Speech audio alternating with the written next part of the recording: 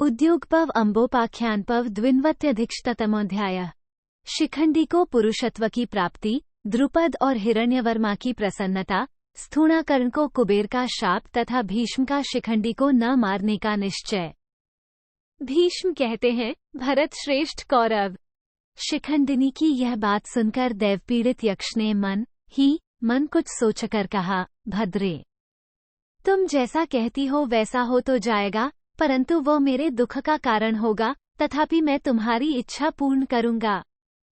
इस विषय में जो मेरी शर्त है उसे सुनो।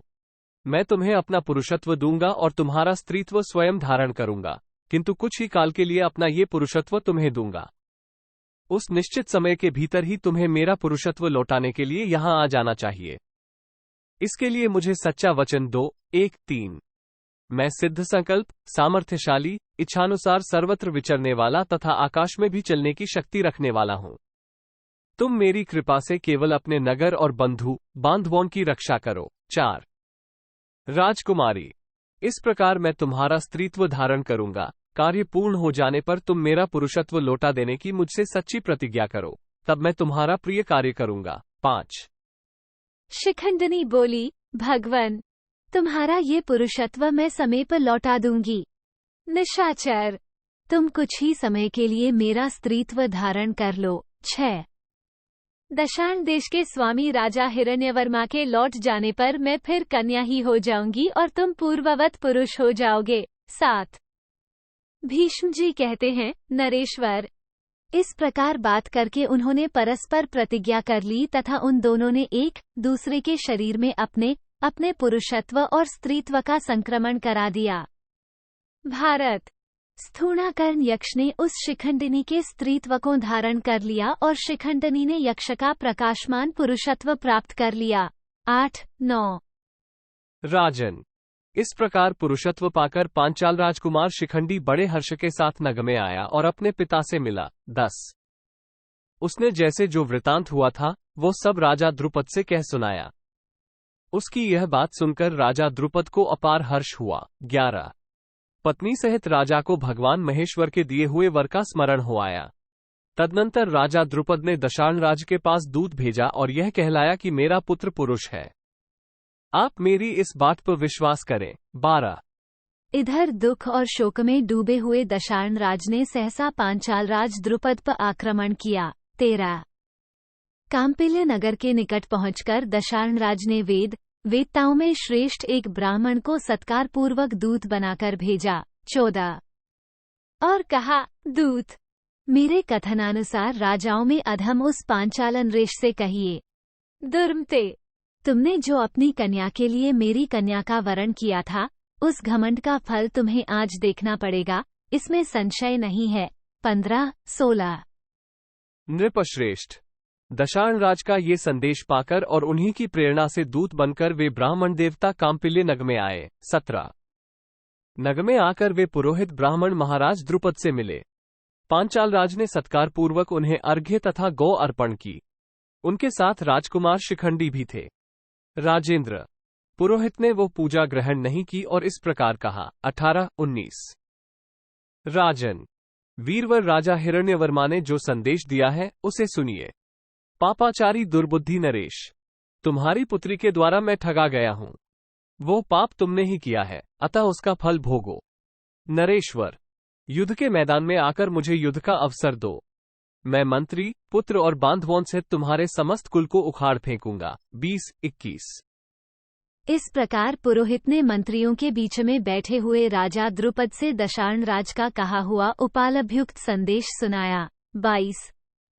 भरत श्रेष्ठ, तब राजा द्रुपद प्रेम से विनीत हो गए और इस प्रकार बोले, ब्रह्म, आपने मेरे संबंधी के कथनानुसार जो बात मुझे सुनाई है, इसका उत्तर मेरा दूत स्वयं जाकर राजा को देगा। 23-24।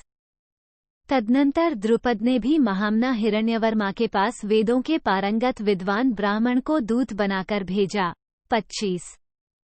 राजन, उन्होंने दशार्ण नरेश के पास आकर द्रुपद ने जो कुछ कहा था वो सब दोहरा दिया। 26। राजन, आप आकर स्पष्ट रूप से परीक्षा कर लें।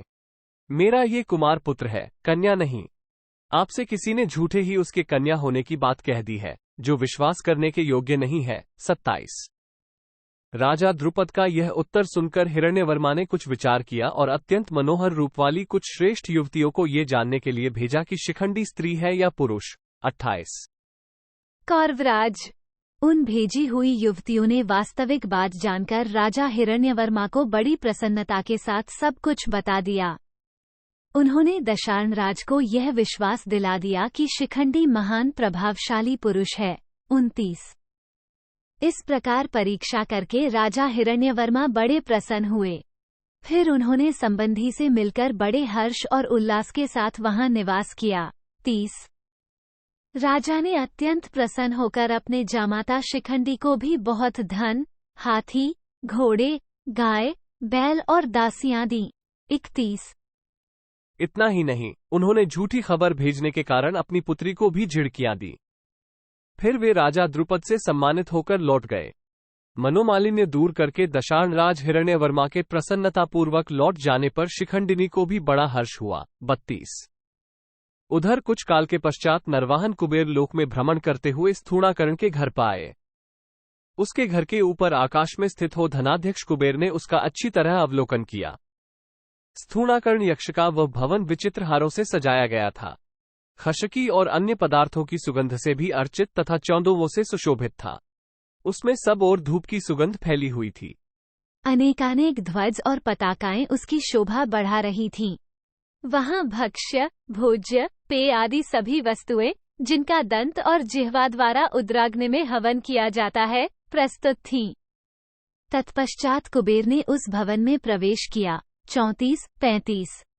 कुबेर ने उसके निवास स्थानकों सब ओर से सुसज्जित, मणि, रत्न तथा सुवर्ण की मालाओं से परिपूर्ण, भांति भांति के पुष्पों की सुगंध से व्याप्त तथा झाड़, बुहार और धो पोंछ देने के कारण शोभा संपन्न देखकर यक्षराज ने स्थूणाकर्ण के सेवकों से पूछा, अमित पराक्रमी यक्षों, स्थूणाकर्ण का ये भवन तो सब प्रकार से सजाया हुआ दिखाई देता है, इससे सिद्ध है कि वो घर में ही है, तथापि वो मूर्ख मेरे पास आता क्यों नहीं है?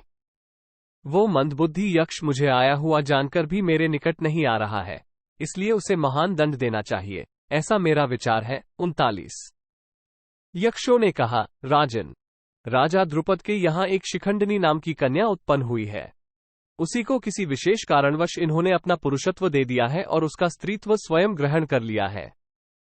तब से वे स्त्री रूप होकर घर में ही रहते हैं। स्त्री रूप में होने के कारण ही वे लज्जावश आपके पास नहीं आ रहे हैं। महाराज, इसी कारण से स्थूणाकर्ण आज आपके सामने नहीं उपस्थित हो रहे हैं। ये सुनकर आप जैसा उचित समझें करें। आज आपका विमान यहीं रहना चाहिए। तब यक्षराज ने कहा, स्थूणाकर्ण को यहाँ बुला ले आओ, मैं उसे दंड दूंगा। ये बात उन्होंने बार बार दोहराई। 43। राजन, इस प्रकार बुलाने पर वो यक्ष कुबेर की सेवा में गया। महाराज, वो स्त्री स्वरूप धारण करने के कारण लज्जा में डूबा हुआ उनके सामने खड़ा हो गया। 44। कुरुनंदन, उसे इस रूप में देखकर कुबेर अत्यंत कुपित हो उठे और शाप देते हुए बोले, गुह्य को, इस पापी स्थूणाकर्ण का ये स्त्रीत्व अब ऐसा ही बना रहे। तदनंतर महात्मा यक्षराज ने उस यक्ष से कहा, पाप बुद्धि और पापाचारी यक्ष, तूने यक्षों का तिरस्कार करके यहाँ शिखंडी को अपना पुरुषत्व दे दिया और उसका स्त्रीत्व ग्रहण कर लिया है। दुर्बुद्धे, तूने जो यह अव्यावहारिक कार्य कर डाला है, इसके कारण आज से तू स्त्री ही बना रहे और शिखंडी पुरुष रूप में ही रह जाए। 46, 47। तब यक्षों ने अनुनय विनय करके स्थूणाकर्ण के लिए कुबेर को प्रसन्न किया और बारंबार आग्रहपूर्वक कहा, भगवन, इस शाप का अंत कर दीजिए। 48। तात। तब महात्मा यक्षराज ने स्थूणाकर्ण का अनुगमन करने वाले उन समस्त यक्षों से उस शाप का अंत कर देने की इच्छा से इस प्रकार कहा। 49। यक्षों, शिखंडी के मारे जाने पर यह स्थूणाकर्ण यक्ष अपना पूर्व रूप फिर प्राप्त कर लेगा, अतः अब इसे निर्भय हो जाना चाहिए। ऐसा कहकर महामना भगवान यक्षराज कुबेर उन यक्षों द्वारा अत्यंत पूजित हो निमिष मात्र में ही अभीष्ट स्थान पर पहुंच जाने वाले अपने समस्त सेवकों के साथ वहां से चले गए। 50, 51। उस समय कुबेर का शाप पाकर स्थूणाकर्ण वहीं रहने लगा। शिखंडी पूर्वनिश्चित समय पर उस निशाचर स्थूणाकरण के पास तुरंत आ गया। 52। उसके निकट जाकर शिखंडी ने कहा, भगवन, मैं आपकी सेवा में उपस्थित हूँ। तब स्थूणाकरण ने उससे बारंबार कहा, मैं तुम पर बहुत प्रसन्न हूँ, बहुत प्रसन्न हूँ। राजकुमार शिखंडी को सरलतापूर्वक आया हुआ देख उससे यक्ष ने अपना सारा वृतांत ठीक ठीक कह सुनाया। 54। यक्ष ने कहा, राजकुमार, तुम्हारे लिए ही यक्षराज ने मुझे शाप दे दिया है, अतः अब जाओ, इच्छानुसार सारे में सुखपूर्वक विचरो। 55। मैं इसे अपना पुरातन प्रारब्ध ही मानता हूँ, जो कि तुम्हारा यहां से जाना और उसी समय यक्षराज कुबेर का यहां आकर दर्शन देना हुआ। अब इसे टाला नहीं जा सकता। भीष्म कहते हैं, भरत नंदन, स्थूणाकरण यक्ष के ऐसा कहने पर शिखंडी बड़े हर्ष के साथ अपने नगर को लौट आया। 57। पूर्ण मनोरथ होकर लौटे हुए अपने पुत्र शिखंडी के साथ पांचाल राज द्रुपद ने गंध, माल्य आदि नाना प्रकार के बहुमूल्य उपचारों द्वारा देवताओं, ब्राह्मणों, चैत्य, पीपल आदि धार्मिक वृक्षों तथा चौराहों का पूजन किया तथा बंधु बांधवों सहित उन्हें महान हर्ष प्राप्त हुआ।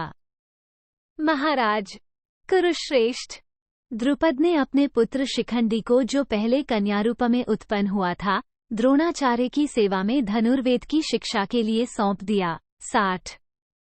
इस प्रकार द्रुपद पुत्र शिखंडी तथा धृष्टद्युम्न ने तुम सब भाइयों के साथ ही ग्रहण, धारण, प्रयोग और प्रतिकार, इन 4 पादों से युक्त धनुर्वेद का अध्ययन किया। 61।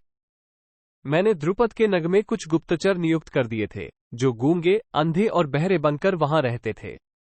वे ही यह सब समाचार मुझे ठीक ठीक बताया करते थे। 62। महाराज कुरुश्रेष्ठ, इस प्रकार यह रथियों में उत्तम द्रुपद कुमार शिखंडी पहले स्त्री रूप में उत्पन्न होकर पीछे पुरुष हुआ था। 63। भरत श्रेष्ठ, काशीराज की ज्येष्ठ कन्या, जो अंबा नाम से विख्यात थी, वही द्रुपद के कुल में शिखंडी के रूप में उत्पन्न हुई है। 64। जब ये हाथ में धनुष लेकर युद्ध करने की इच्छा से मेरे सामने उपस्थित होगा, उस समय मुहूर्त भर भी ना तो इसकी ओर देखूंगा और न इस पर प्रहार ही करूंगा। 65। कौरव नंदन, इस भूमंडल में भी मेरा यह व्रत प्रसिद्ध है कि जो स्त्री हो, जो पहले स्त्री रहकर पुरुष हुआ हो, जिसका नाम स्त्री के समान हो तथा जिसका रूप एवं वेश भूषा स्त्रियों के समान हो, इन सब पर मैं बाण नहीं छोड़ सकता। 66। तात, इसी कारण से मैं शिखंडी को नहीं मार सकता। शिखंडी के जन्म का वास्तविक वृतांत मैं जानता हूं, अतः सम्रभूमि में वह आत्ताई होकर आवे तो भी मैं इसे नहीं मारूंगा। 67, 68। यदि भीष्म स्त्री का वध करे तो साधु पुरुष इसकी निंदा करेंगे, अतः शिखंडी को सम्रभूमि में खड़ा देखकर भी मैं इसे नहीं मारूंगा। 69। वैशंपायन जी कहते हैं, जन्मेजय, ये सब सुनकर कुरुवंशी राजा दुर्योधन ने 2 घड़ी तक कुछ सोच विचार कर भीष्म के लिए शिखंडी का वध न करना उचित ही मान लिया। 70। इति श्रीमहाभारते उद्योगपवणि अम्बोपाख्यान पर्वणि शिखंडी पुंस्त्व प्राप्तो 92 192। इस प्रकार श्रीमहाभारत उद्योग पर्व के अंतर्गत अम्बोपाख्यान पर्व में शिखंडी को पुरुषत्व प्राप्ति विषयक 192वां अध्याय पूरा हुआ। 192। दाक्षिणात्य अधिक पाठ का श्लोक मिलाकर कुल 70 श्लोक हैं।